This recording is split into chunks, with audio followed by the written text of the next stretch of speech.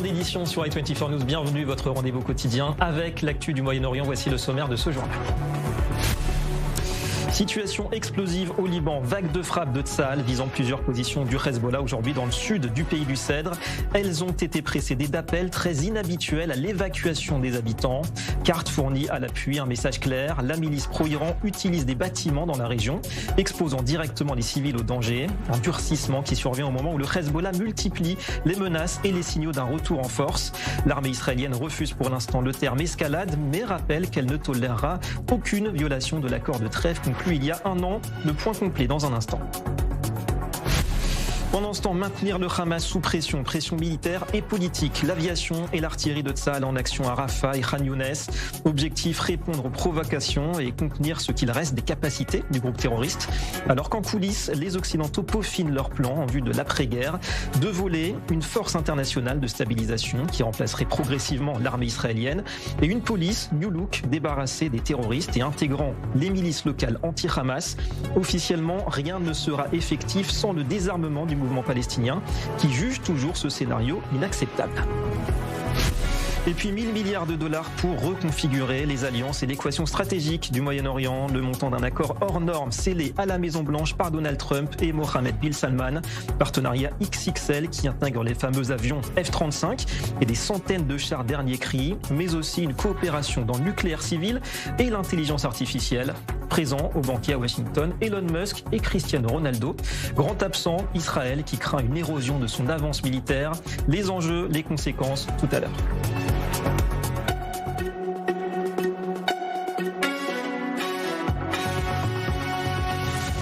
Voilà pour le sommaire, bonsoir à tous. Ce n'est pas une escalade, pas encore, mais une phase plus nerveuse dans laquelle est entré donc aujourd'hui ce bras de fer larvé entre Tsahal et le Hezbollah. Une vague de frappes à l'heure où la milice chiite libanaise fait tout pour redevenir un danger à la frontière. Et pour compliquer le tableau, eh bien, un autre ennemi juré d'Israël tente lui aussi de se renforcer au Liban. C'est le Hamas palestinien. Récit de ces dernières heures, image commentée par Mathieu Winding. C'est la plus importante frappe israélienne au Liban depuis le cessez-le-feu signé il y a un an. Dans le viseur, le Hamas. L'organisation terroriste palestinienne tente de se réorganiser, cachée parmi les civils dans le camp d'Ain al-Alioueh, mais ce subterfuge n'a pas échappé à la vigilance de Tsahal.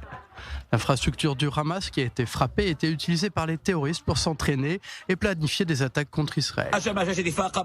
Tsahal a récemment frappé des éléments terroristes opérant dans un complexe d'entraînement appartenant au Hamas à Ain al-Alioueh, dans le sud du Liban. Lorsque nous disons que nous ne tolérerons aucune menace à la frontière nord, cela concerne tous les groupes terroristes opérant dans la région et nous continuerons à agir avec force contre les tentatives du Hamas de s'implanter au Liban et d'éliminer ces éléments qui tentent de nuire à notre sécurité. Cette base d'entraînement du Hamas était sous surveillance depuis longtemps. Les services de renseignement israéliens attendaient que des dizaines de terroristes se rassemblent pour frapper.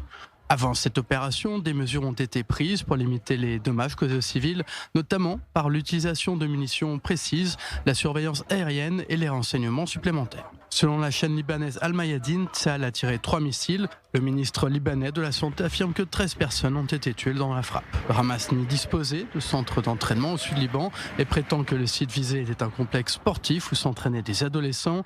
L'organisation terroriste énonce même une violation de la souveraineté libanaise. Bien que rare, ce n'est pas la première fois que Tsahal vise des cibles du Hamas au sud-Liban. En juillet dernier, un commandant terroriste avait été éliminé dans une frappe à Tripoli. 2 mois plus tôt, un autre leader du Hamas avait été éliminé à Sidon. Tsahal poursuit ses opérations contre le Hezbollah. Ce matin, ce sont 2 membres de l'organisation terroriste qui ont été éliminés lors de 2 opérations distinctes. Les 2 travaillaient au rétablissement du Hezbollah au sud-Liban en complète violation de l'accord de cessez-le-feu. Cet après-midi, Tsahal a lancé une série de frappes aériennes contre des cibles du Hezbollah dans le sud-Liban. L'armée israélienne avait au préalable émis des avis d'évacuation pour plusieurs sites. Alors, on veut comprendre ce qui est en jeu ces jours-ci au sud Liban. Mathias Inbar va nous y aider. Bonsoir Mathias, notre expert défense. Alors, on est un an bientôt jour pour jour, Mathias, après l'instauration de ce cessez-le-feu au nord d'Israël. On a le sentiment que côté israélien, on se dit si on veut empêcher le Hezbollah de refaire surface, eh bien c'est maintenant. C'est maintenant et ça dure depuis plusieurs semaines et le message a été très clair de la part des responsables politiques israéliens comme de l'armée israélienne, mais visiblement personne ne veut l'entendre. C'est-à-dire que le gouvernement libanais ne l'entend pas, l'armée libanaise ne l'entend pas. La preuve c'est que cette semaine, elle a même été pointée du doigt par des responsables politiques américains parce que des responsables militaires libanais ont dit qu'Israël était un ennemi et que, du côté des États-Unis, l'armée libanaise ne fait pas assez. Et le seul acteur qui pourrait faire taire les armes et la récomposition militaire du Hezbollah, c'est Israël. Et Israël passe à la vitesse supérieure. On n'est pas encore dans l'optique pour l'instant d'une opération élargie, même si Al-Zamir la semaine dernière a dit que les plans d'opération justement plus élargis étaient prêts. Mais on le voit aujourd'hui, vidéo à l'appui. Si vous regardez bien les images, David, il suffit pas d'être un grand expert militaire pour voir une double explosion dans un village où le Hezbollah entreposait des roquettes à destination d'Israël. Il y a une première explosion de la frappe, il y en a une deuxième qui signifie donc qu'il y avait des munitions à l'intérieur d'une maison. Voilà ce que fait le Hezbollah actuellement. Non seulement il ne désarme pas, mais en plus il se réarme, il entrepose des armes. Et pour Israël, alors peut-être que vous me diriez qu'il y a un hasard du calendrier presque un an après le cessez-le-feu. Je vous répondrai tout simplement que le Hezbollah joue avec le feu et qu'il se brûle en attendant. Ouais, d'autant qu'on sait, Mathias, que les efforts de reconstruction du Hezbollah, justement, ça se passe aussi en Europe, pas seulement pour le Hezbollah. D'ailleurs, il y a une révélation israélienne très importante, des cellules du Hamas aussi qui ont été démantelées sur le sol européen. Alors rapidement pour le Hezbollah, cela fait des mois effectivement qu'on n'arrête pas de le dire. On le sait, le Hezbollah entretient des liens avec l'Iran aussi. C'est comme ça qu'ils ont appris à infiltrer des réseaux européens, notamment via l'organe de finance de Qad al-Hassan, mais qui a permis, grâce à des entreprises, de financer l'effort de production, d'achat de composants de drones. Plus de 1000 drones ont été construits par le Hezbollah jusqu'en juin 2024. Des drones de combat qui ont permis, ou des drones explosifs plus exactement, qui ont permis de frapper des sites en Israël pendant la précédente guerre. Et l'un des cadres du Hezbollah a été arrêté en Allemagne. Il avait travaillé en Espagne. Il s'était servi de filiales d'entreprises. Et puis, pour le Hamas, le Mossad met en lumière un vaste réseau de planification d'attaques contre les cibles israéliennes et juives du Hamas. L'un des pions centraux de ce réseau, c'était autre que le fils de Bassem Naïm, un cadre du bureau politique du Hamas qui est au Qatar, qui bénéficiait pratiquement de non-droit. Il était en Europe, il a été arrêté en Angleterre et il a concocté un plan avec des entrepôts d'armes en Autriche, en Allemagne, en Suède, au Danemark, en Europe, bref, en Europe occidentale. Sous-entendu, lorsque je vous disais il y a avant-hier je crois, David, que lorsque les Occidentaux comprendront que le Hamas est celui qui bloque les négociations comme le Hezbollah, ce dont je viens de parler, les choses iront et seront sans doute beaucoup plus claires. Pour l'instant, les Européens ne voient pas cet état de fait, et c'est bien le Mossad qui gère ces arrestations. C'est vrai que ça fait une grosse toile d'araignée en Europe, et en tout cas, comme vous le dites, efficacité, comme souvent, du Mossad. Merci beaucoup, Mathias Inbar, pour cette analyse en direct. Et justement, Hamas et Hezbollah, mêmes initiales, même objectif, destruction d'Israël. C'est l'édito ce soir de Christian Mallard.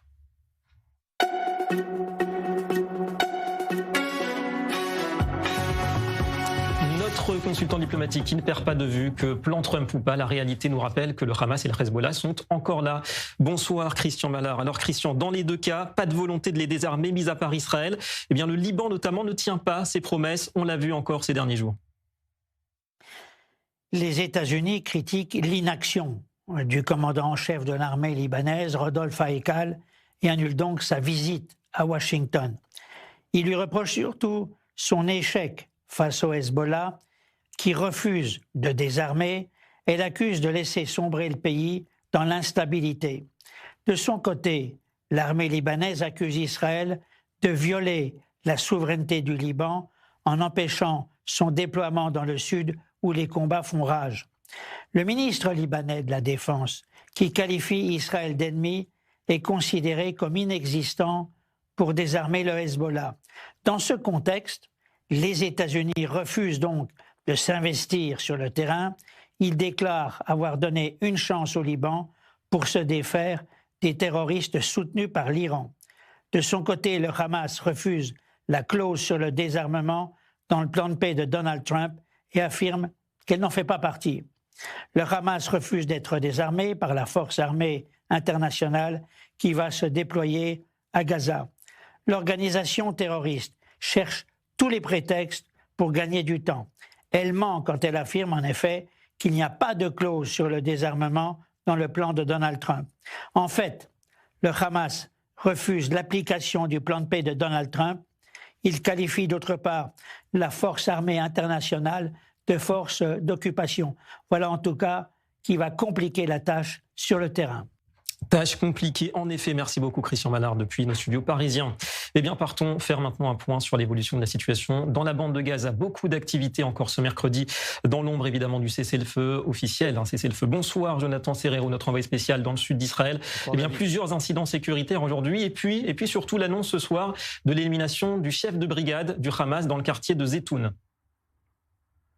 Oui, le Hamas multiplie les violations du cessez-le-feu. Il y a eu 2 incidents sécuritaires importants aujourd'hui dans la bande de Gaza qui ont concerné les soldats israéliens qui sont postés le long de cette ligne jaune. Le premier s'est déroulé au nord de la bande de Gaza. Des terroristes du Hamas ont tenté de franchir cette ligne jaune. Un sniper du Hamas a tiré en direction des soldats israéliens. Fort heureusement, aucun blessé dans les rangs des forces armées israéliennes. Tous les terroristes impliqués dans cet incident ont pu être éliminés. Autre incident dans le sud de la bande de Gaza, du côté de Rafah. Là aussi, même mode opératoire du côté du Hamas. Un sniper du Hamas a pris pour cible les soldats israéliens postés le long de cette ligne jaune et ont donc visé les soldats israéliens. Là aussi, les terroristes ont pu être éliminés par les forces armées israéliennes. En riposte à tous ces incidents, Tsahal a frappé fort puisque ce soir, on apprend que Tsahal a visé et aurait éliminé le commandant de la brigade du quartier de Zeytoun dans la ville de Gaza, le vice-commandant, un vice-commandant adjoint du Hamas, mais aussi l'un des commandants du département maritime du Hamas. Tsahal a donc visé fort, tapé fort. Une vingtaine de terroristes du Hamas auraient été éliminés dans les frappes qui ont été menées par l'aviation israélienne tout au long de cette journée contre les chefs du Hamas, les responsables, de hauts responsables du Hamas. Tsahal qui envoie donc un message dur de fermeté aux terroristes du Hamas pour accélérer justement la phase 2 du plan de Trump, à savoir le désarmement du Hamas et la démilitarisation de la bande de Gaza, David. La fermeté, donc détermination effectivement sur le terrain de Tsahal dans la bande de Gaza. Merci beaucoup, Jonathan Serrero, en direct ce soir du sud d'Israël, tout près de la bordure avec Gaza. Alors, on va entrer maintenant plus en détail dans ce qui est en train de se dessiner en termes de scénario pour l'après-guerre à Gaza. Implication des Occidentaux pour définir les grandes lignes de la future force internationale censée y supplanter Tsahal, former aussi des futurs policiers, autant de projets qui restent au conditionnel tant que la condition préalable ne sera pas respectée, à savoir, vous le savez, le désarmement du Hamas. Les explications d'Eva Fasseli.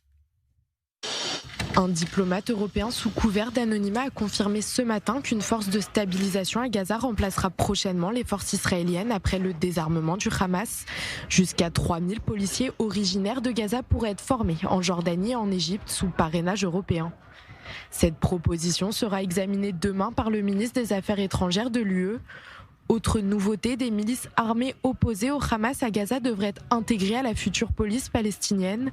Hossam Al-Astal, chef d'une milice armée opérant à Khan Younes et opposée au Hamas, a révélé avoir reçu des assurances de représentants américains. Son organisation, aux côtés d'autres groupes dissidents, devrait être intégrée à la future police palestinienne chargée de maintenir l'ordre dans la bande de Gaza. Selon le plan américain, cette future police travaillerait directement avec une force internationale temporaire déployée dès le lancement du projet. Cette force serait chargée de former, d'accompagner et de superviser les policiers après un processus de vérification très strict. Les contingents internationaux collaboreront également avec Israël et l'Égypte au programme sécurisation des frontières, endiguement du trafic d'armes et facilitation du passage des marchandises. Le Hamas, de son côté, a immédiatement condamné cette proposition, affirmant qu'elle ne répond pas aux exigences ni aux droits politiques et humanitaires du peuple palestinien. Mardi soir, le Conseil de sécurité des Nations Unies avait déjà approuvé une résolution américaine concernant l'avenir de Gaza. Un texte qui ouvre la porte également à un futur État palestinien. Important effectivement de garder en tête cette validation internationale du plan Trump. On interroge ce soir le colonel de réserve de Tsahal, Alon Eviatar. Bonsoir, merci à vous, ancien conseiller de l'unité Kogat et expert des affaires palestiniennes. Lorsque vous voyez tous ces plans pour l'après-guerre à Gaza et notamment le volet sécuritaire, donc police palestinienne, la force internationale, est-ce que vous pensez que les Occidentaux vont peut-être un petit peu trop vite parce qu'ils sautent la case des armements du Hamas et au passage peut-être les intérêts tout simplement sécuritaires d'Israël ?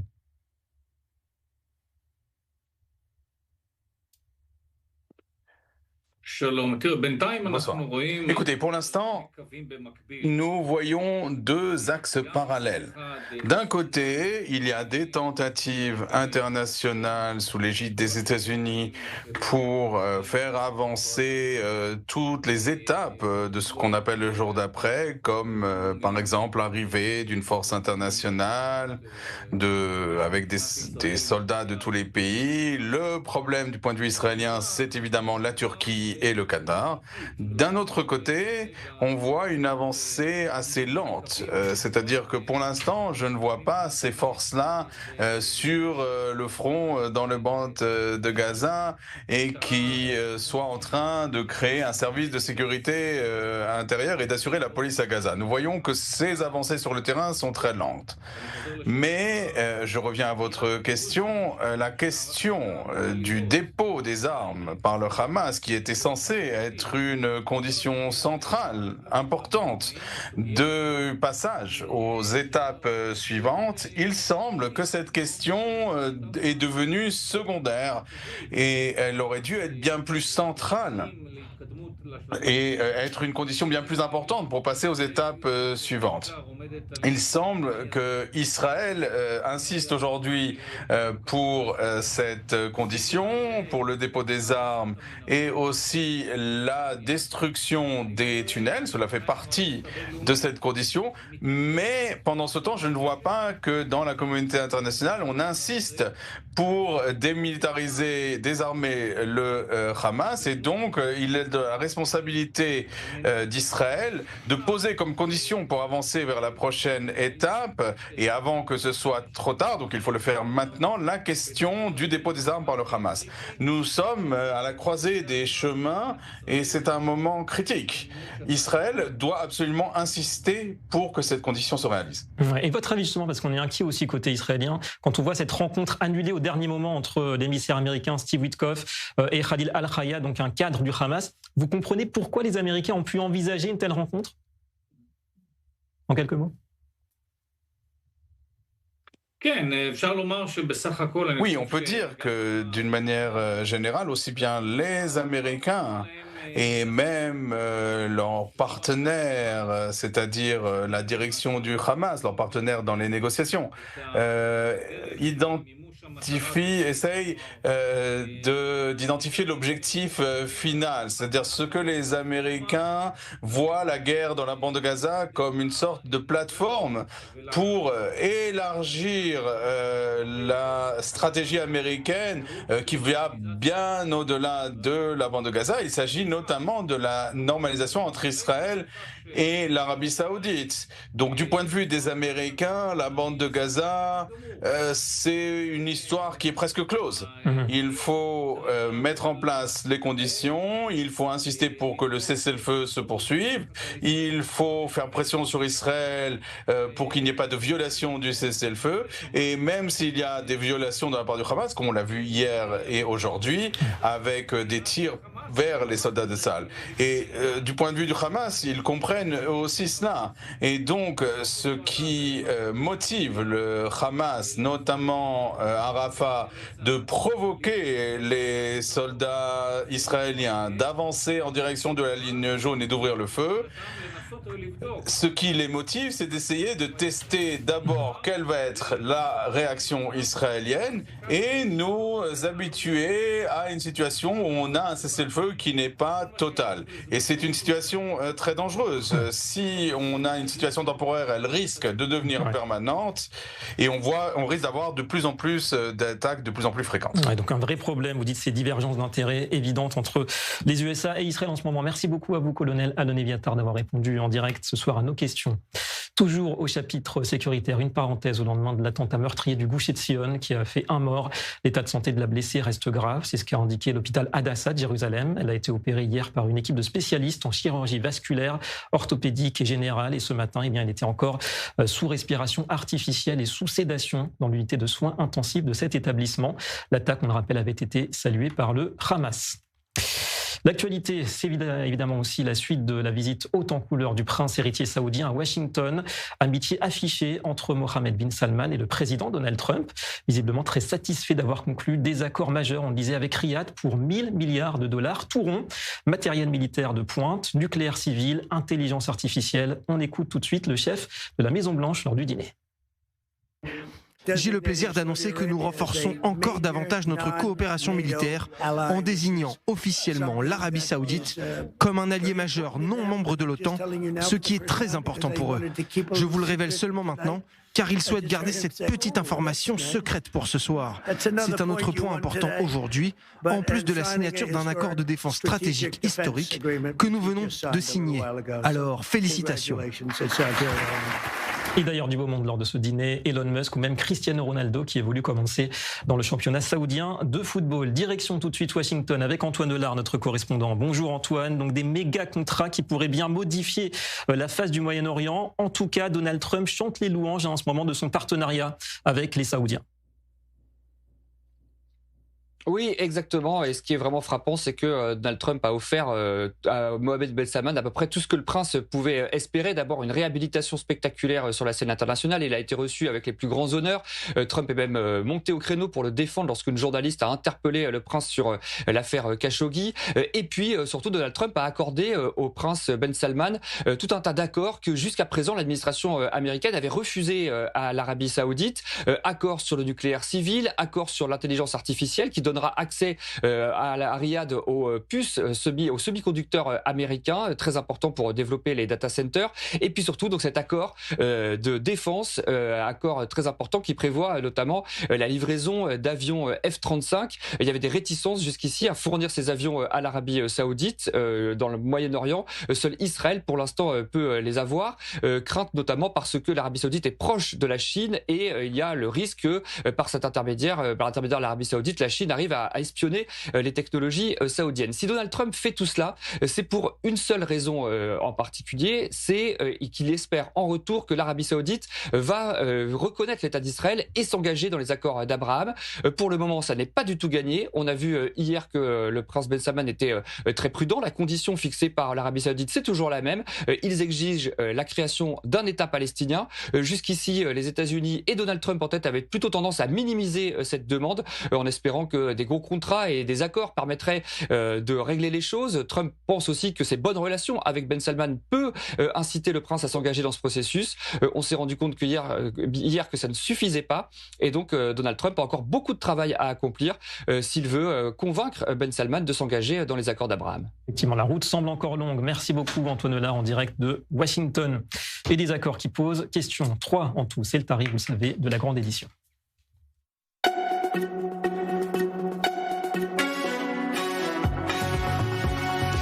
Trois questions pour un champion des relations diplomatiques, notamment entre Israël et les États-Unis. On accueille Ariel Kahana ce soir. Bonsoir et merci à vous.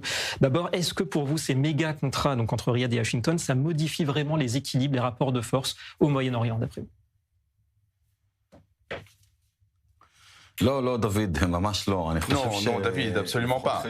Je pense qu'une partie des titres font passer la charrue avant les bœufs. Trump n'a pas donné à Mohammed bin Salman des F-35. Et même si c'était le cas, il faudrait des années pour que ces avions soient livrés. Il ne l'a pas vendu de F-35. Il a dit qu'il serait prêt à l'avenir de vendre des F-35. Même chose pour le nucléaire civil. Le nucléaire civil sera supervisé, donc je ne crois pas que ce sera un problème. David, je pense que la situation est complètement inverse. Trump est un très bon homme d'affaires, il ne fait pas de cadeaux gratuits, et donc il a dit à Ben Salman, vous voulez des F-35, eh ben vous devrez normaliser les relations avec Israël. Et en fait, le véritable deal aura lieu quand Ben Salman se rapprochera d'Israël. Voilà, donc distinguer la vitrine de discours discours et puis la réalité plus pragmatique. On va se mettre quand même dans l'esprit, Ariel Karanin, de Donald Trump. Est-ce que pour lui, on le connaît bien, les partenariats, les bénéfices économiques, ça passe avant certaines... C'est ça, c'est très difficile d'entrer la tête de Trump. Oui. Mais est-ce que l'argent, on va le dire ça comme ça, l'argent, ça passe avant tout le reste à ses yeux, et de ce point de vue-là, quelque part, eh bien, Israël part avec un handicap, forcément, par rapport aux monarchies du Golfe. Alors nous connaissons Trump dans sa vie publique depuis une dizaine d'années. Et au cours de toutes ces années, il a été pleinement engagé pour la sécurité d'Israël. Il ne jamais obligé à mettre fin à la guerre. Il n'a pas fait d'embargo sur les armes. On a vu que le Premier ministre Netanyahou, avec tous les responsables sécuritaires, était dans le sud de la Syrie, et Trump n'a pas demandé le retrait d'Israël du sud de la Syrie. Comme il a dit à la Knesset, et je suis pour la sécurité d'Israël. Et même si ce n'était pas le cas, la loi américaine oblige l'administration américaine à préserver l'avantage qualitatif de l'État d'Israël. Et même si on avait eu des livraisons de F-35, Trump est légalement obligé de préserver notre avantage. Donc ce sont des titres qui font peur, mais en fait, ça n'a rien de commun avec la réalité. Donc il n'y a pas que l'argent pour Trump. Enfin, pour nous, c'est un petit peu une nouveauté. Paradoxalement, le coup de force d'Israël face à l'Iran l'été dernier, quelque part, est-ce que l'affaiblissement à la clé de Téhéran, est-ce que quelque part ça réduit l'intérêt des Saoudiens pour le rapprochement avec Israël? Ça a quelque part retardé leur entrée dans les accords d'Abraham, vous pensez? Sur ce plan-là, je pense que vous avez raison, mais j'irai au-delà. Je sais qu'à Jérusalem, les plus hauts responsables israéliens sont en colère vis-à-vis de l'Arabie Saoudite et des autres pays de la région qui, au lieu d'être reconnaissants envers Israël et dire un mot parce que nous sommes occupés de leurs ennemis, eh bien, Mohammed bin Salman pose ces conditions. Ce sont des critiques qu'on entend en privé, qui ne sont pas dites publiquement, mais c'est ainsi qu'on voit les choses en Israël. Pour répondre à votre question, est-ce que cela réduit l'intérêt qu'aurait l'Arabie Saoudite à se rapprocher d'Israël? Je pense que cela joue un rôle. C'est-à-dire que plus l'Iran était fort, plus ils avaient un intérêt de se rapprocher de nous. Mais ce qui retarde véritablement la normalisation, ce sont deux choses. Tout d'abord, c'est que bin Salman veut attendre qu'il y ait des élections en Israël pour voir qui va l'emporter. Et la deuxième chose, il veut un gouvernement qui dise les mots État palestinien. Or, Netanyahou dit non à un État palestinien. En tout cas, vous nous rassurez sur la solidité des liens entre Washington et Jérusalem. Merci beaucoup, Ariel Karanin, d'avoir répondu à nos trois questions. Alors, avec nous également notre analyste politique, Daniel Haïk. Bonsoir, Daniel. Votre point de vue, votre lecture à vous des événements et de la rencontre MBS-Trump, parce que sur ce qui se joue en ce moment à Washington, donc l'appétit de Trump pour les accords, pour les pétromilliards du Golfe, est-ce que ça ne fait pas forcément le jeu d'Israël, tout ça, pour revenir à ce qu'on disait? Oui, alors je dirais comme ça, il y a deux lectures possibles de cette rencontre. La lecture, on va dire en coulisses, et c'est celle qu'a fait Ariel à l'instant, en expliquant effectivement ce qui se cache derrière, ce que l'on ne sait pas peut-être actuellement, c'est qu'effectivement, il faut l'espérer que Donald Trump restera d'une certaine manière fidèle à Israël et conditionnera, on va dire, la livraison par exemple d'armes de F-35 à la normalisation avec Israël. Mais pour l'instant, il faut bien avouer que ça ne donne pas ce sentiment. Et le sentiment est un sentiment peut-être d'inquiétude pour deux raisons. D'abord, historiquement, je vous rappelle qu'à la veille du 7 octobre, quelques semaines avant le 7 octobre, Mohammed bin Salman était à l'ONU dans le cadre de l'Assemblée générale des Nations Unies et il avait dit on est à quelques encolures d'un accord de normalisation. Or là, quelque part, lorsque l'on voit que les Saoudiens reçoivent tant et tant de bienfaits de la part des Américains, sans apparemment de contrepartie, on peut se dire quelque part le Hamas, le Hezbollah, lorsqu'ils ont déclenché la guerre pour empêcher la conclusion d'une normalisation entre Israël et l'Arabie Saoudite, eh bien, ils ont obtenu une sorte de récompense. Et ça, c'est un problème. Le deuxième point, c'est que on a le sentiment quelque part que Donald Trump, pour parvenir à la deuxième phase, pour parvenir à ce Moyen-Orient apaisé ou à une paix ou une pacification du Moyen-Orient, la deuxième phase de son plan, eh bien, il est prêt à faire des concessions, peut-être même sur le dos d'Israël, et que, par exemple, on pourrait penser, par exemple, on le voit, à partir du moment où il est demandeur de cette seconde phase, le monde arabe réagit en fonction. Les Saoudiens durcissent leur position, comme on le voit à travers Mohammed Ben Salman par rapport à un État palestinien, et même Achara, le président syrien, on le voit, qui était la semaine dernière à la Maison-Blanche, eh bien on le voit durcir ses positions en exigeant un retrait israélien de toutes les positions dans lesquelles l'armée israélienne s'est installée en Syrie. Donc il y a là quelque part peut-être quelque chose de problématique de par le fait que le monde arabe réagit très bien à la volonté de Donald Trump d'aller de l'avant vers un accord qui inclurait d'une certaine manière la seconde étape de son plan et concrétiserait, on va dire, un apaisement au Proche-Orient. Intéressant, en tout cas, effectivement, le monde arabe qui surveille cela et qui prend son temps, notamment dans l'optique d'une normalisation saoudi-israélienne. Merci beaucoup, Daniel Haïk, pour cette analyse. Merci encore à vous, Ariel Kahana. Il est temps de poursuivre notre dossier de la semaine, justement, plein phare, vous le savez, sur cette même Arabie saoudite.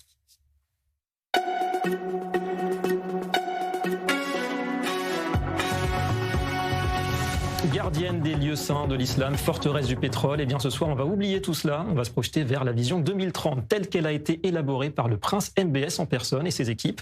Une Arabie saoudite à la pointe de l'innovation, notamment en matière d'énergie, d'architecture, de transport ou d'urbanisme, aux frontières, disons-le, bien souvent de la science-fiction. On connaît la démesure du projet NEOM, qui apparaît d'ailleurs de plus en plus irréalisable. Un exemple parmi d'autres, quoi qu'il en soit, de la détermination de Riyad à se transformer. Immersion dans le futur, Déborah Benayoun. Vision 2030, c'est sous cette appellation que les méga-projets du royaume saoudien sont regroupés. Objectif du prince héritier Mohammed Ben Salman, sortir le pays du tout pétrole compte tenu de la baisse de la demande mondiale. Alors le royaume s'oriente vers l'énergie verte. Objectif, produire 50% de son électricité à partir de sources renouvelables d'ici 2030 et la neutralité carbone d'ici 2060. Riyad investit massivement dans l'hydrogène vert.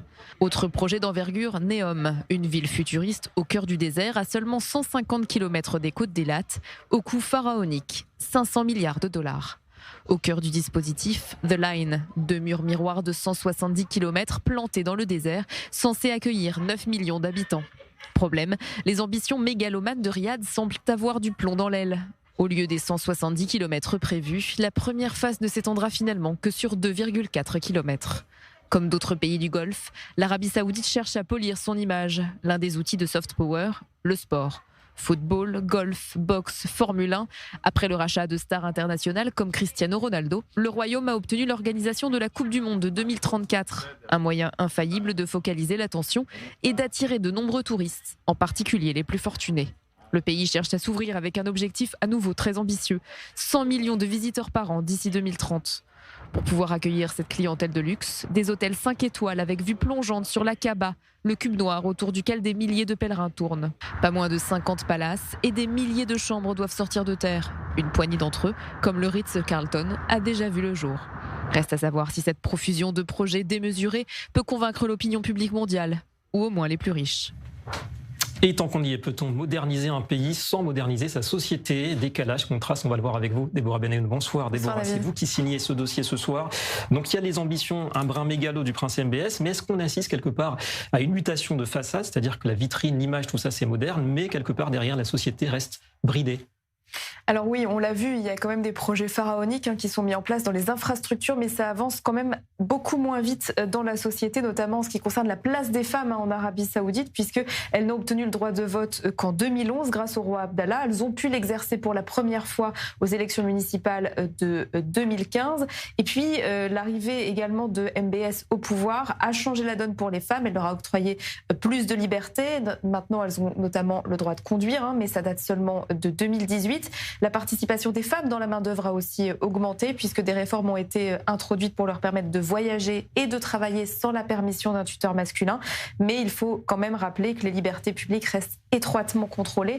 Le paradoxe de cette société, d'une certaine manière, c'est l'organisation, par exemple, de grandes fêtes comme à Jeddah, dans une société encore très conservatrice qui continue de respecter les valeurs traditionnelles. Alors évidemment, la question qui se pose maintenant, après ce constat, c'est peut-on construire des infrastructures ultramodernes comme on l'a vu avec NEOM par exemple, et vouloir attirer le monde entier tout en maintenant une société très conservatrice. On a un peu l'impression que Riyad semble faire ce pari. Reste à savoir si cette conception peut tenir sur le long terme. surtout avec une population assez jeune. Merci beaucoup Déborah Benayoun pour cet éclairage. On interroge également pour voir plus loin ce soir un expert, Francis Perrin. Bonsoir, merci d'être avec nous en direct. Vous êtes directeur de recherche à l'IRIS, spécialiste des problématiques énergétiques et chercheur associé au Policy Center for the New South à Rabat. Alors pétrole et Arabie Saoudite, on sait que ça fait 100 ans maintenant que c'est un couple quasiment indissociable. La transition, on le comprend bien, elle est souhaitée, mais est-ce qu'elle est réaliste au rythme, en tout cas au rythme souhaité par MBS? La transition est réaliste, le rythme ne l'est pas. Alors, par transition, il faut bien être clair sur un point clé.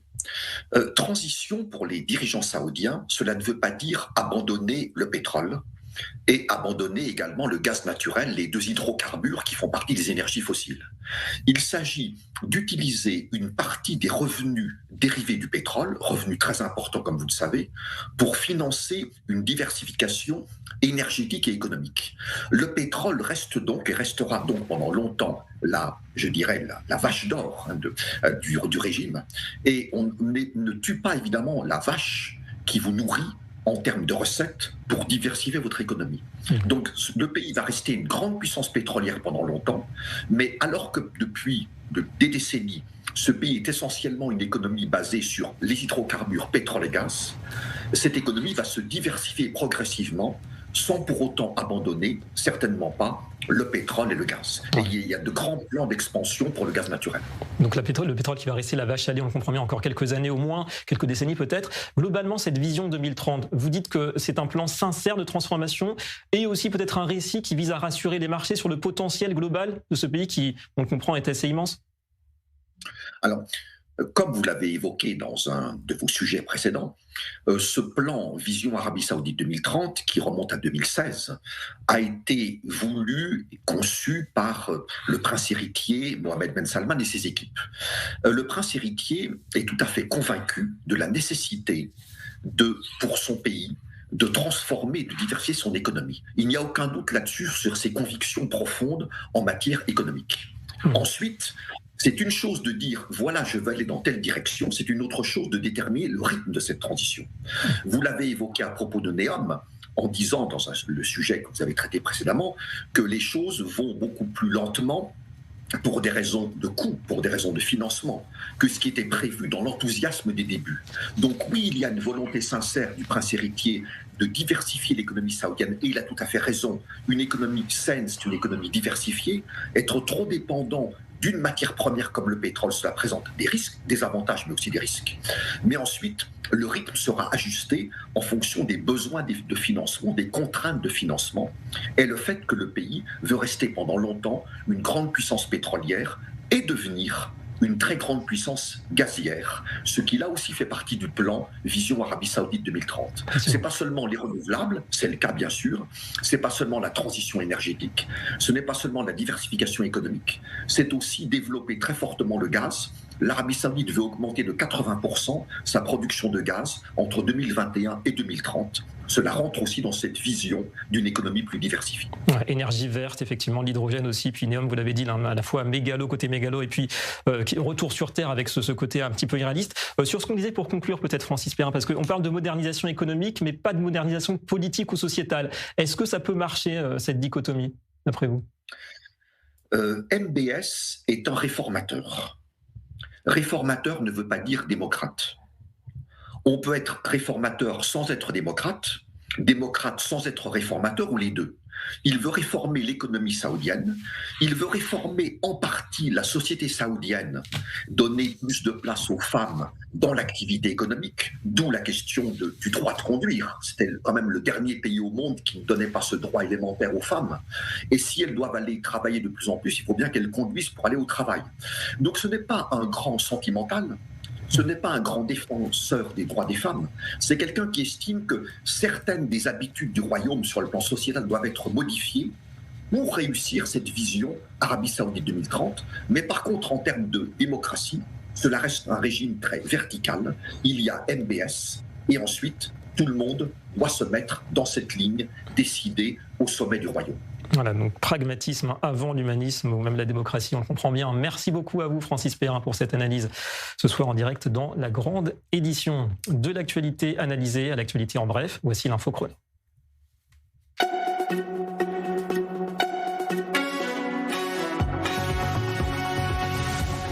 L'image est forte, un premier ministre israélien en territoire syrien. Binyamin Netanyahou a fait le déplacement aujourd'hui dans la zone tampon située au-delà de la ligne de démarcation, visite auprès des forces de Tsahal et qui aura été tenue secrète jusqu'au dernier moment.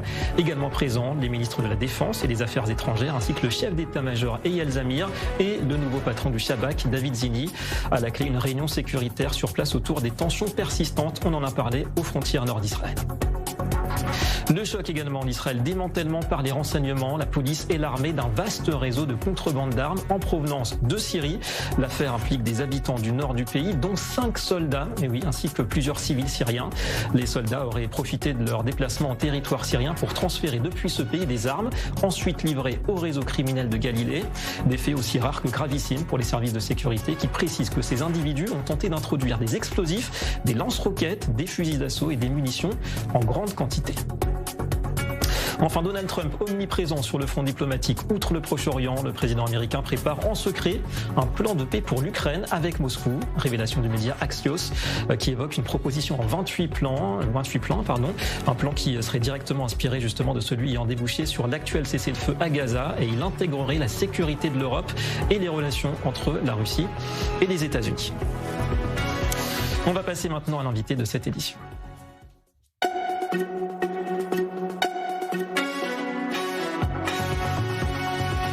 On va parler politique et sécurité en Israël. Séance agitée lors du débat ce matin autour de la peine de mort pour les terroristes. On connaît les arguments des uns et des autres, mais le projet avance, soutenu notamment par le Premier ministre en personne. Et ce soir, on a le plaisir d'être avec un député Likoud, Avichai Boharon. Bonsoir et merci à vous. Alors, vous êtes favorable, vous, à ce projet de loi. Les opposants au texte, on le sait, ils dénoncent régulièrement une idée de vengeance brute, une absence de dissuasion, puisqu'on est face à des terroristes qui ne demandent qu'à mourir. Pour vous, c'est une question de justice, avant tout, ce projet de loi ? Non, ça n'est pas une question de vengeance. C'est effectivement une question de justice, comme vous l'avez dit. Nous disons une chose très simple. Un crime haineux contre des Juifs, on connaît ça depuis des milliers d'années. Aujourd'hui, nous sommes sur la terre d'Israël, les Juifs vivent ici, et on ne peut pas accepter que près de 80 ans après la création de l'État d'Israël, la vie des Juifs soit en danger. On ne peut pas accepter que des terroristes tuent des Juifs juste parce qu'ils sont Juifs. Ça n'existe nulle part ailleurs dans le monde. On ne tue pas des Américains aux États-Unis juste parce qu'ils sont Américains. En France, on ne tue pas des Français juste parce qu'ils sont Français. Et en Scandinavie, on ne tue pas des Scandinaves uniquement parce qu'ils sont Scandinaves. Il n'y a aucune raison qu'en Israël, on continue à tuer des Juifs juste parce qu'ils sont Juifs. Et dans le monde, on voit ça comme quelque chose de normal. Non, ça n'est pas normal. Et à partir d'aujourd'hui, si quelqu'un tue un enfant juif, une femme juive, une personne âgée juive, eh bien, il sera condamné à mort, il saura qu'il risque sa vie, qu'il ne peut pas tuer des Juifs et continuer sa vie. Il ne mérite qu'une chose, c'est la mort. En tout cas, nous espérons que cela mettra fin à ce phénomène antisémite de meurtre de Juifs en Israël. Et vous pensez qu'aujourd'hui, il existe un consensus assez large au sein de la société israélienne en faveur de ce projet de loi pour la peine de mort des terroristes, beaucoup plus que par le passé ? Je pense qu'il y a un consensus très large en Israël en faveur de cette loi. Je vous dirais qu'après le 7 octobre, nous avons vu que notre ennemi n'hésite pas à massacrer des Juifs, à couper des membres à des femmes, à décapiter des gens, à brûler des bébés, à commettre des viols. Tous ces actes abominables. Notre ennemi n'hésite pas et croit que c'est ce qu'il faut faire. Et aujourd'hui encore, dans la bande de Gaza, la plupart des Gazaouis pensent que le 7 octobre est justifié malgré tout ce qu'ils ont vécu. Et c'est une haine contre Israël qui est insensée. Donc peut-être qu'il y a une chose qui pourra les empêcher de continuer à tuer des Israéliens, des enfants israéliens, à violer des femmes juives, peut-être que la peine de mort, c'est quelque chose qui va les dissuader. J'aimerais vous dire qu'hier, un juif a été assassiné à quelques kilomètres de Jérusalem et le terroriste a été tué par les forces de sécurité. Le père de ce terroriste dit aujourd'hui « Mon fils était un saint, c'était un martyr et il a suivi les pas des martyrs de la bande de Gaza ». Donc on comprend que aussi bien en Judée et Samarie que dans les frontières d'Israël, il y a des gens dont l'unique objectif c'est d'imposer un islam fondamentaliste, le djihad, et nous ferons tout pour défendre les Israéliens, pour défendre notre peuple, le peuple juif, après des millénaires qu'ils ont vécu en diaspora après la Shoah. Si nous sommes installés en Israël, ce n'est pas pour qu'on nous massacre, mais pour qu'Israël soit un foyer sûr pour le peuple juif. Et une partie de cette lutte, c'est cette loi. Il ne suffit pas que nous ayons des armes, il faut aussi qu'il y ait la dissuasion la plus forte pour que les assassins ne puissent pas exprimer leur haine envers nous. Ils sont islamistes à un point insensé et nous devons nous défendre et nous n'avons pas d'autre choix. Et le fait que le Premier ministre Netanyahou soit en faveur de ce projet de loi, ça vous donne bon espoir ? Je crois que c'est une loi qui va finir par être adoptée et faire partie de la législation israélienne. Le Premier ministre comprend lui aussi qu'après le 7 octobre, il faut une double dissuasion, une dissuasion par la force, mais aussi une dissuasion par la sanction. Donc, il faut qu'il y ait des sanctions très claires contre ceux qui commettent ce type d'acte, savoir ce qui les attend, c'est la peine de mort.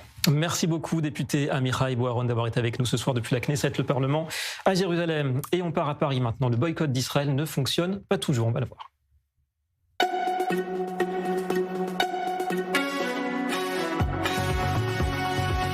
Direction donc Paris, Villepinte pour le salon Millipol. Bonjour Anna Papiagivili, vous êtes sur place donc pour ce salon de l'armement, le 24e Millipol qui a ouvert ses portes au parc des expositions Villepinte.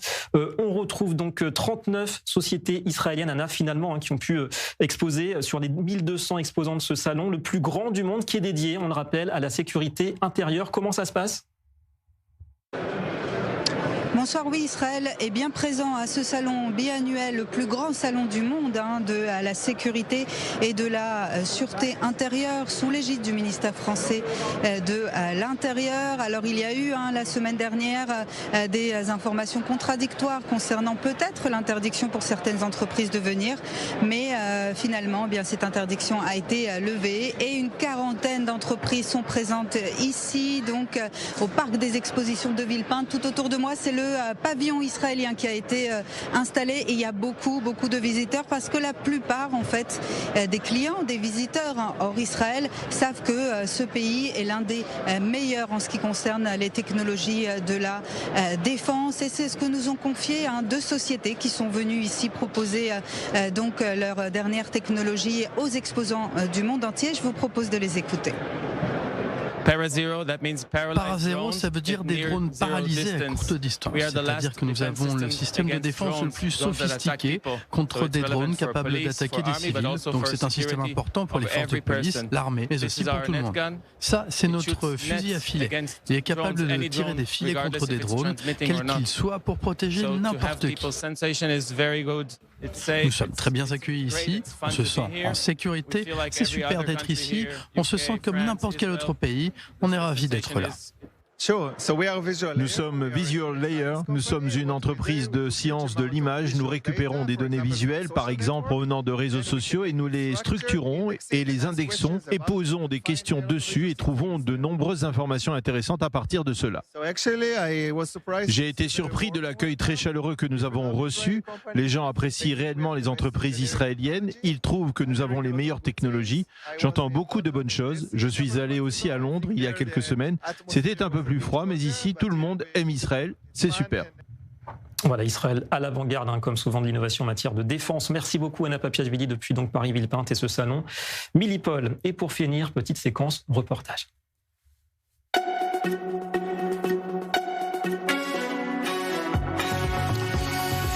Immersion ce soir, la brigade commando de Tsahal, forte de ses nombreuses unités d'élite. Elle a acquis, on le sait, une vaste expérience du combat au cours de ces 2 années de guerre à Gaza et au Liban. Notre correspondante militaire, Yinon Shalon Yatar, a assisté à la dernière session d'entraînement de la nouvelle promotion de combattants avec le nouveau commandant de l'école commando de Tsahal. Reportage en compagnie d'Eric Fendler.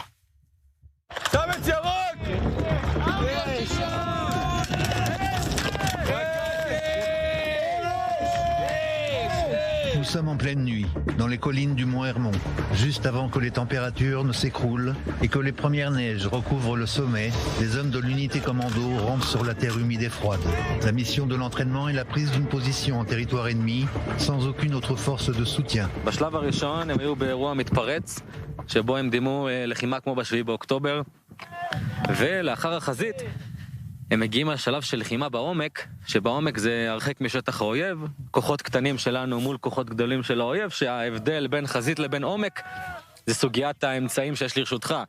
אין בעומק טנקים, אין פינויים, אין עתודות, אין הרבה כוחות גדולים שיבואו לעזרתך, ולכן בעומק צריך... כן, אתה בהפלגה. Les combattants des unités Egos, Duvdevan et Maglan, qui ont terminé leur formation pendant la guerre à Gaza, sont maintenant testés sur des combats dans différentes situations.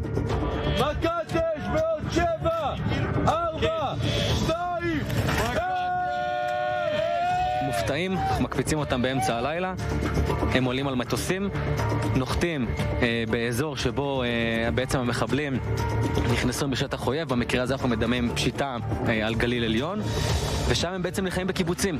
כל פלגה הולכת לקיבוץ אחר, הם פוגשים שם כיתת כוננות, הם פוגשים שם שוטרים, הם פוגשים שם אזרחים חמושים. L'entraînement commence justement avec une situation complexe, un talon d'Achille, une invasion comparable à celle du 7 octobre. האויב כבש את הקיבוץ, ואתה לא יודע כלום. אין לך מושג, ואתה נלחם במקום שיש בו עוד המון כוחות מסביבך, אין לך מושג מה התדר שלהם בקשר, אין לך מושג איזה יחידה הם, ואתה צריך להבין תמונת מצב מאוד מאוד מהר, עם המון מחבלים מסביבך בכל מקום, שבמקביל אתה שומע אזרחים צורכים הצילו, ושבתים נשרפים, ואתה צריך לייצר תמונת מצב מהירה, לקבל החלטות קשות, מהמותן, בזמן לחץ, ובעצם לכבוש את הקיבוץ הזה חזרה, ולהשיב את המצב לקדמותו. מתרגלים את 7 באוקטובר. כן, אין מה לעשות, אנחנו לא רוצים שהדבר הזה יקרה עוד פעם חס וחלילה, אבל אתה חייב להערך לזה הרבה יותר טוב ממה שנערכנו לזה לפני כן, אל מול המון לקחים.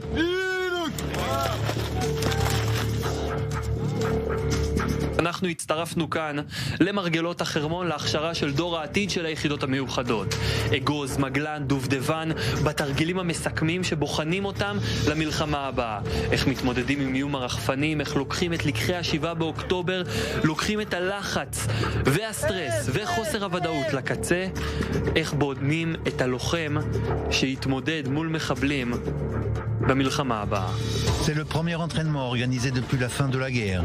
Tous les enseignements des 2 ans de campagne à Gaza et au Liban ont été immédiatement appliqués lors de la formation des hommes de l'école des commandos. כל המסכם שנמצא פה הוא בנוי על בסיס הלקחים שלמדנו במלחמה בכל התחומים. הסברה זה תחום אחד, יש עוד המון תחומים, יש את תחום החבלה, יש לנו את תחום הרפואה המבצעית, מי מפקד על האירוע, מי עושה מה, זה גם מורכב, חיית בלגן.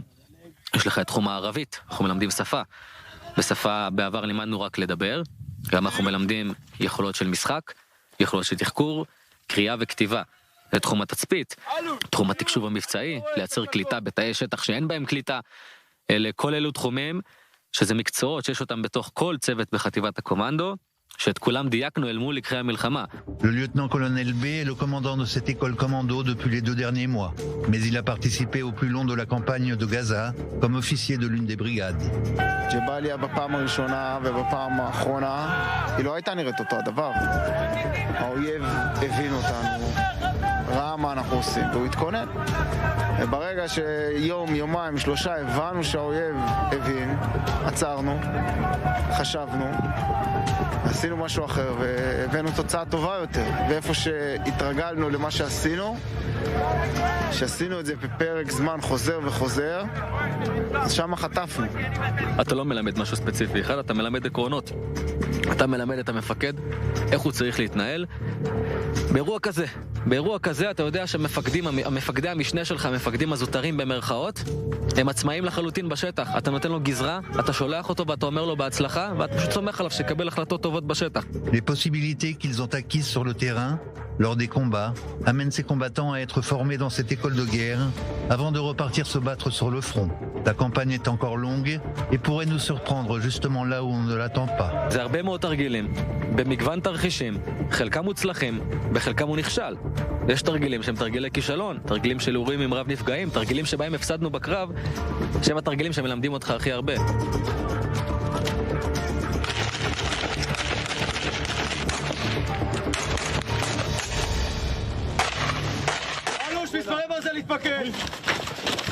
Avec les premières lueurs du jour, ces nouveaux commandos ont attaqué la dernière marche forcée. Elle s'est terminée par une cérémonie émouvante au pied du mont Hermon. Voilà, maintenir le niveau de vigilance et de préparation au plus haut. C'est la fin de cette grande édition. Merci de votre attention. Je vous donne le programme pour la suite. Ça se débat dans un instant avec Raphaël Hassili et ses invités, puis le journal du soir de Sandy Fortis et puis Défense, le magazine hebdomadaire avec Mathias Inbar, 21h30, heure de Paris. Merci à tous, très bonne soirée sur i25.